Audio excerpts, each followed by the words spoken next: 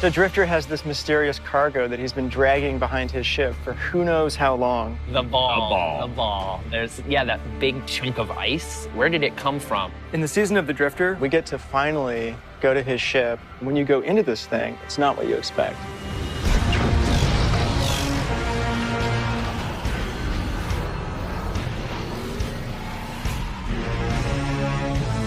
The Drifter has got some of the coolest lore in the game, and this entire release is focused on Drifter. Gambit is a chance at salvation. Take it. So in Season 6, we've got something for everybody, whether you're a D2 owner, a Forsaken owner, or an Annual Pass owner.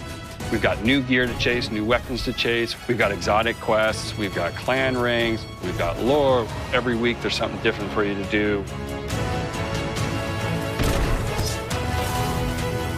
Players want to play with their friends right now. They don't want to play 10 hours of something else just to be able to go play Season of the Drifter. So we came up with Power Surge bounties to get you up to 640 power within the first hour to 2 of your gameplay experience. Enough fooling around. Day one, you're going to log in, you're going to talk to the Drifter. He's going to inform you that the most important thing you do is go play Gambit Prime. So you're going to want to play Prime and then go play Reckoning, and then take your rewards from Reckoning back to Prime. Yeah, it's this great little loop. Dredgen. No, not anymore. It's Drifter now. Season of the Drifter, there's some super deep lore with Drifter and the Nine. They're working with him for some reason. When you're helping him, it may or may not be the right thing to do, but you just don't know. I know you all keep tabs on me. Drifter has finally moved shop. He's running a new scam now. He's got a new thing that he calls Gambit Prime. Gambit Prime is the sweatier version. Risks are higher, the reward is higher. If Gambit was training for a heist, Gambit Prime is the heist. On day one, it's going to feel a little closer to that Gambit you've been playing originally. And then all of a sudden, the mode is actually going to transform over time as players unlock perks. And it's just one round, so it's really focused into this one short, intense experience. A couple things have changed. A few very important elements that can swing matches too. First of all, players can actually drain motes from an enemy team. Additionally, there's new mechanics during the Primeval phase that asks people to work as a group, almost like a raid, in order to actually DPS the boss and win. We got feedback from players. They wanted to play Gambit private matches like they can do in the Crucible. Just get into a fire team. Go in solo if you want to and like check it out. Run around the maps. Create tournaments.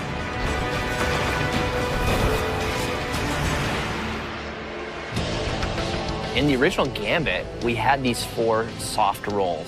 The goal was with Gambit Prime, we wanted to really emphasize these roles and what can we do to make people feel like they are picking and playing a specific role. So we built brand new armor sets that allow you to basically lean into the roles that we built for the activity. Calling the Reaper, a person who kills as many combatants as possible. The Collector, the person who collects as many motes as possible to send blockers. The Sentry, the person who's focused on defeating the Taken and helps you kill the Primeval. And then, of course, the classic Invader, who's going to wreak havoc on the other team as many times as possible. We don't actually know how people are going to play different roles, but it's going to be interesting to see how they concoct their teams and go in and play. Yeah. We actually have 2 new maps coming in the release. The Mars map is first week. Yeah. Titan is the second week. There's a new weapons feat for Gambit Prime, the Spare Rations hand cannon, the Soul Survivor sniper rifle, the Doomsday grenade launcher. We're really excited about these weapons because not only do they play really, really well, but they look amazing. They look like they were designed by this space biker rebel guy. Who's seen some serious shit? It's a big improvement over Black Armory. Annual Pass owners, day one, you will have full access to being able to play. soon as you finish your first Gambit Prime match, Reckoning is going to open up. You're teleported into the Plains of the Nine, which is this huge, like, vast space.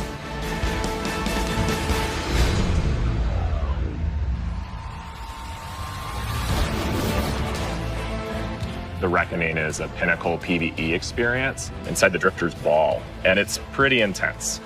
Yeah, it's not easy. It is not easy. When you first get dropped into Reckoning, it's complete chaos. You don't know what's going on. You're going to have to move fast. You're going to have to kill fast. High octane, back against the wall, enemies spawning.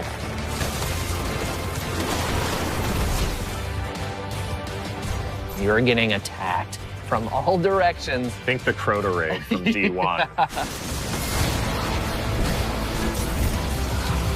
At first, you're only going to have access to Tier 1, and then Tier 2 and Tier 3 will slowly unlock. It gets more and more chaotic. And there's a Killing timer everything you counting can, down the whole timer time. counting down. So every week, as you play through Reckoning, you're going to come out with more and more pieces of armor for Gambit Prime. Every piece of armor has the Drifter's snake decal on all pieces, and the color of that decal corresponds to the role that you're playing.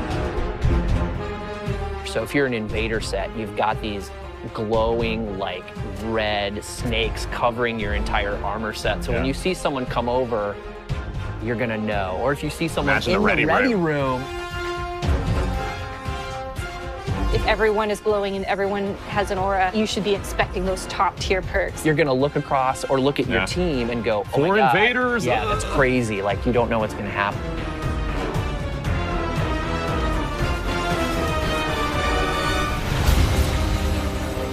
We're really excited for all the content we've got coming out, not just annual pass content. The new Crucible Pinnacle weapon, the new Vanguard Pinnacle weapon, a new spring event coming, which The we've never Revelry. had before, the Revelry. Yeah, week 2, you're going to start your journey to Thorn. I cannot wait to complain about people with Thorn as I'm holding Thorn. Season of the Drifter is really the first time we're coming out really understanding how we want to structure a season of content. Leaning into Shape Destiny more in line with what our core community wants.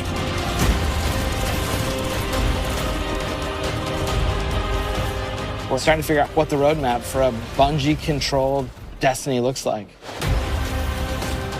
This is one of the most exciting times. We're beginning to form up the muscles to make Destiny a quick reacting live game, and I can only see it getting better from here. This is just the beginning of a conversation that we're going to have with you about where Destiny can go. Right now, the team's upstairs testing Season of Opulence. We're already building plans for how to make the thing comes out after that even better. There's a thing that comes out after that? Well, what's the next one? Until then, go check out Gambit Prime.